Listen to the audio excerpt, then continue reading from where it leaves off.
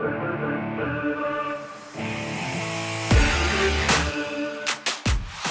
10ರಂದು ಅಹಮದಾಬಾದ್ನ ನರೇಂದ್ರ ಮೋದಿ ಸ್ಟೇಡಿಯಂನಲ್ಲಿ ನಡೆದ 2024ರ Indian premier ಲೀಗ್ನ 59ನೇ ಪಂದ್ಯದಲ್ಲಿ ಆತಿಥೇಯ ಗುಜರಾತ್ ಟೈಟನ್ಸ್ ತಂಡದ ಬ್ಯಾಟಿಂಗ್ ಅಬ್ಬರಕ್ಕೆ ದಂಗಾದ ಚೆನ್ನೈ ಸೂಪರ್ ಕಿಂಗ್ಸ್ ತಂಡ 35 ರನ್ಗಳ ಹೀನಾಯ ಸೋಲು ಕಂಡಿದೆ. ಈ ಮೂಲಕ ಗುಜರಾತ್ ಟೈಟನ್ಸ್ ತಂಡ ಐಪಿಎಲ್ 2024ರಲ್ಲಿ ಆಡಿದ 12 ಪಂದ್ಯಗಳಲ್ಲಿ 5 ಗೆಲುವು 7 ಸೋಲು ಕಂಡಿದ್ದು 10 ಅಂಕಗಳೊಂದಿಗೆ ಅಂಕಪಟ್ಟಿಯಲ್ಲಿ 8ನೇ ಸ್ಥಾನಕ್ಕೇರಿದೆ.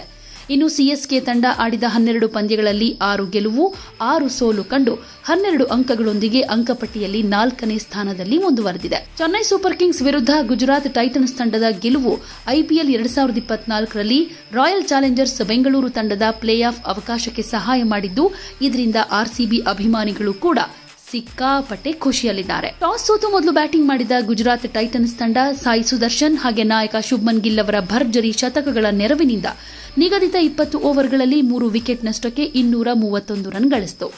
ಈ 232 ರನ್ಗಳ ಬೃಹತ್ ಗುರಿ ಬೆನ್ನಟ್ಟಿದ ಚೆನ್ನೈ ಸೂಪರ್ ಕಿಂಗ್ಸ್ ತಂಡ ಡ್ಯಾರಿಲ್ ಮಿಚೆಲ್ ಮತ್ತು ಮೊಯಿನ್ ಅಲಿ ಅವರ ಅಮೋಘ ಅರ್ಧ ಶತಕಗಳ ಹೊರತಾಗಿಯೂ ನಿಗದಿತ 20 ಓವರ್ಗಳಲ್ಲಿ 8 ವಿಕೆಟ್ ಕಳೆದುಕೊಂಡು 196 ರನ್ಗಳನ್ನು ಗಳಿಸುವುದಕ್ಕೆ ಮಾತ್ರ ಸಾಧ್ಯವಾಗಿದ್ದು, ಈ ಮೂಲಕ ಗುಜರಾತ್ ಟೈಟನ್ಸ್ ತಂಡ 35 ರನ್ಗಳ ಭರ್ಜರಿ ಗೆಲುವನ್ನು ದಾಖಲಿಸಿತು.